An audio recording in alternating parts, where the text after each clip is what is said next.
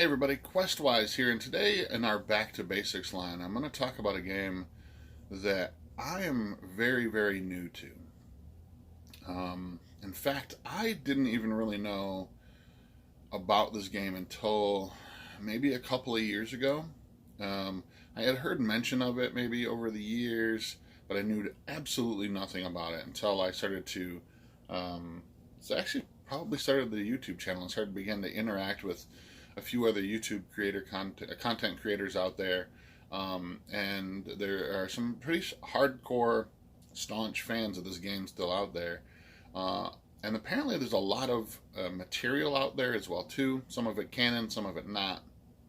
Um, but this game that I'm going to talk about today in our Back to Basics line is the Empire of the Petal Throne by M.A.R. Barker and the world of Tekumel.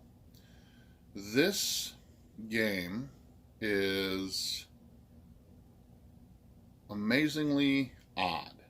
And I say this lovingly because I love really odd things, and I'm really glad that I started to explore this game. Now, I've only read through the original book. This is the book that came out in 1975 from TSR. Um, it's got an introduction by both Gary Gygax and Dave Arneson. Um, it is akin to.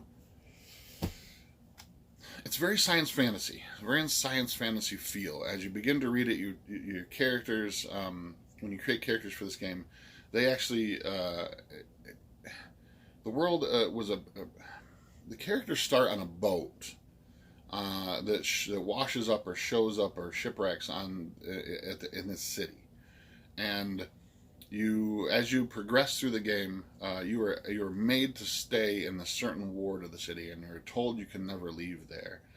Um, and as you begin to grow and level and begin to do things for certain people and explore things, you begin to unlock these different tiers that allow you access to a greater part of the world, and you become become a citizen, sort of a foreign-born citizen into this. But the origins of the world are that humans are not native to this planet, and they've come here, and at some point, the galaxy that this was part of, and has been cut off now from the rest of the universe. That you can never, there's no way to sort of dimensionally travel to other planets and stuff. There are 4 planets that are left in the system, but apparently they're all dead. Again, this is all very surface level kind of stuff. M.A.R. Barker was a professor of languages, from what I understand in my brief reading about him, and very much like Tolkien in that regard.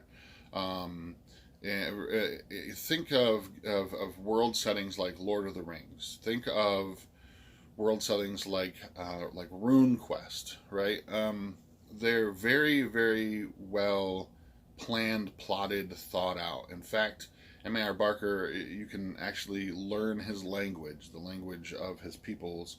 There are, in fact, in the book itself, there are full pages of the alphabet and numbering system and how to pronounce things. Very, very detailed when it came to that aspect of things. The different languages, this alien, strange language that was sort of assimilated into human culture. And it's very detailed in that respect. Now, because it was published in 1975 by TSR, it's one of the very first sort of role-playing games. Um, it's filled with very interesting stuff. It is not fun to read. The PDF reads like a VCR instruction manual. If you like those kinds of things, I understand. For me, it's numbered. It's like 100.1, 100.2, 100.3. It's like reading an old wargaming manual, which makes complete sense when you realize that all of these guys came from a background of wargaming. So it reads very, very much like that. My early days of playing things like Fortress Europa and some of these other classic, board and bit games, I was very familiar with those kinds of rule books. For role-playing game, it doesn't feel well at all. It doesn't seem like it fits well. It's effective, but it's not fun. The artwork is considered to today's terms very rudimentary. It's line drawing kind of artwork, but fits effectively. I would love to see some sort of modern interpretations of some of the monsters from the book, because they are very bizarre. They are very different. Being two-legged in that world is extremely strange. Most creatures have 4 or 6 or 8.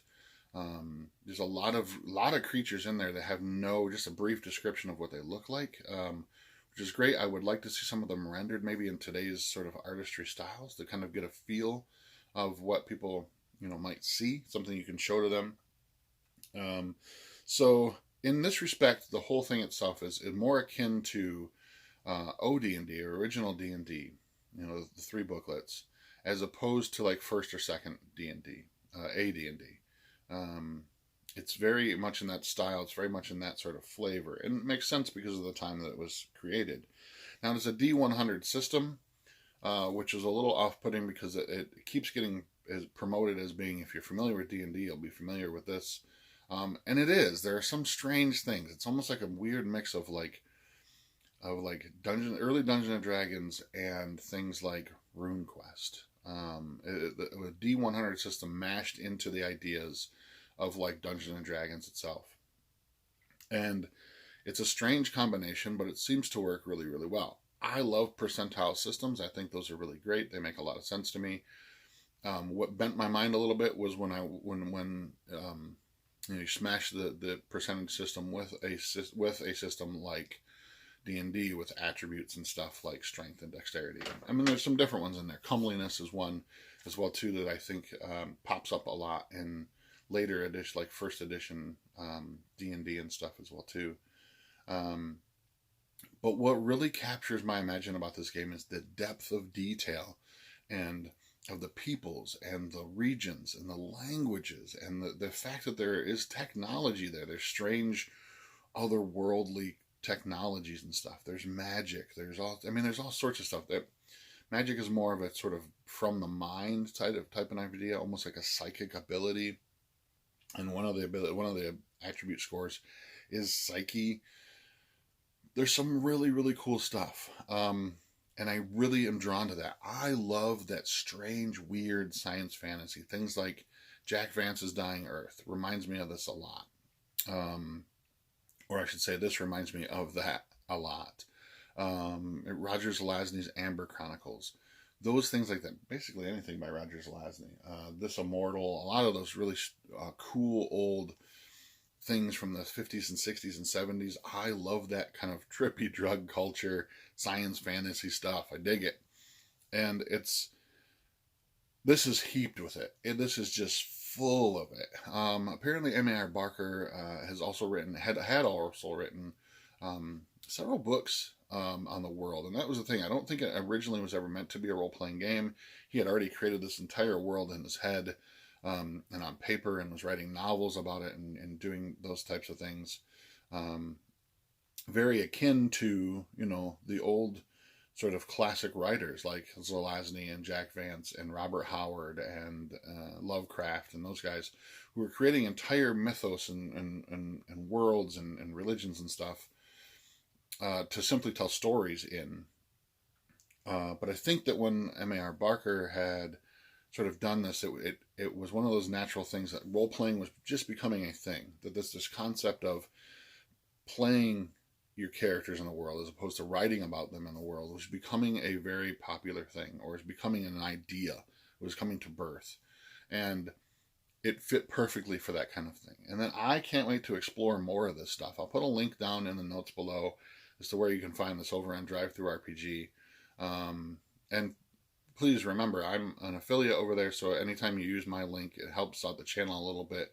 I've used the funds that I've created, that I've gotten so far from you very generous people of shopping over there, to buy this PDF and to discover this crazy new world and to delve more into it. And I think I definitely want to go in more into this as well too. My friend Tim Samwise7RPG, if you haven't checked out his channel, he's got some great stuff. He's a huge fan, and he was actually the one that sort of said, check out this first, do these, look at these kind of things as well too. And there's a lot of great PDFs out there. Like I said, some of them canon, some of them not so much, kind of pastiche kind of things. But There's a lot of stuff out there, and if you love that crazy, weird, bizarre, detailed science fantasy kind of stuff, you're gonna love Empire of the Petal Throne, The World of Tekumel by M.A.R. Barker. I'm Questwise, and until next time, I am out.